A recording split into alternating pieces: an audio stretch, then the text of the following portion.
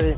Alors, Oui, je réponds à Valérie. Ils sont dans les Alpes. Voilà, deuxième journée dans les Alpes. Julien Alaphilippe, Bernal. Bernal, deuxième maintenant, nouveau dauphin. Yann Thomas en 3. Pinot qui recule un tout petit peu, cinquième. On va vous parler de tout ce qu'il y a. On ne sait pas qui sera donc le premier à l'arrivée. Ce sera dans 3 jours. Ce sera dimanche sur les Champs-Élysées. Aujourd'hui, cette étape dans les Alpes, il y aura notamment le col de l'Isran. C'est le toit des Alpes Sancy pour cette 106e édition. Il y a ça grimper, 208 km en Brin-Valoir avec 3 cols de plus de 2000 mètres d'altitude à gravir pour la première fois dans la même journée. Et c'est le Colombien Nairo Quintana qui s'impose. Rappelons qu'il a été deuxième du Tour 2013-2015. Derrière lui, Romain Bardet, nouveau maillot à poids, meilleur grimpeur. Julien Lafilippe, on l'a dit, reste en jaune avec un nouveau dauphin colombien lui aussi, Bernal. Guerin Thomas, 3e. Thibaut Pinot qui prend la 5e place. Il perd une place. Aujourd'hui, 126 km 500, départ de Saint-Jean-de-Maurienne avec le col de l'Isran, le toit de ce Tour de France, 2770 mètres et arrive à Tignes, 2013 mètres, départ à 13h45. Quel parcours. Il y avait Valérie Maurice qui opinait du chef, comme on dit. Le hors-catégorie, c'est quelque chose.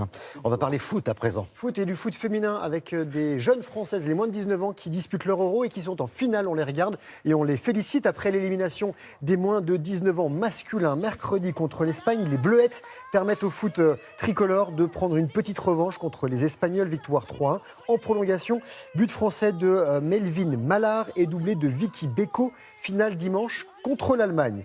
Du foot encore avec Strasbourg qui faisait son retour en compétition européenne. Deuxième tour préliminaire de Ligue Europa face aux Israéliens du Maccabi Haïfa. Match mal embarqué pour les Alsaciens qui étaient menés mais qui se réveillent, qui inscrivent 3 buts. Ajorc, Thomasson et Martin. Victoire 3-1. Match retour, ce sera jeudi prochain. Du golf avec la crème des golfeuses qui est à Evian, The Evian Championship, l'américaine Paula Creamer qui participe pour la 15e fois et qui s'est imposée en 2005, a passé une bonne journée, une bonne première journée même avec une carte de 64, soit 7 coups sous le par avec un coup d'avance sur ses premières poursuivantes.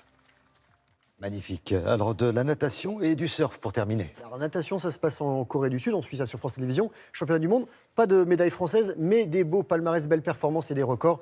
On va commencer avec la ligne d'eau numéro 4 que vous allez voir maintenant. Le garçon qui est dans cette ligne d'eau numéro 4 s'appelle Caleb Dressel. C'est l'homme fort de ces mondiaux en Corée. 4 fois 100 mètres nage libre, il a gagné l'or. Sur le 50 mètres papillon, il a gagné l'or. Et il décroche l'or à nouveau sur le 100 mètres nage libre. Il conserve son titre.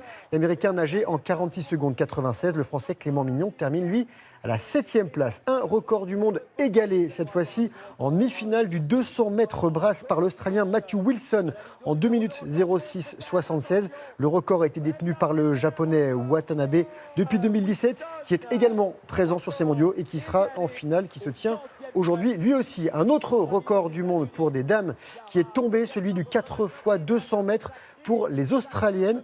En finale, elle devance le relais américain avec un temps canon de 7 minutes 41 50. Et pour finir, une belle carte postale de Monsieur Kay Lenny. C'est un waterman accompli à l'hawaïen qui est ambassadeur notamment du foil, ce bras sous la planche qui permet de se soulever au-dessus de l'eau, de voler ou presque, et voler avec sa planche au pied. Il l'a fait avec cette drôle d'aile qu'il tient à bout de bras, Wing Weapon, dernière version du Wing Surfing.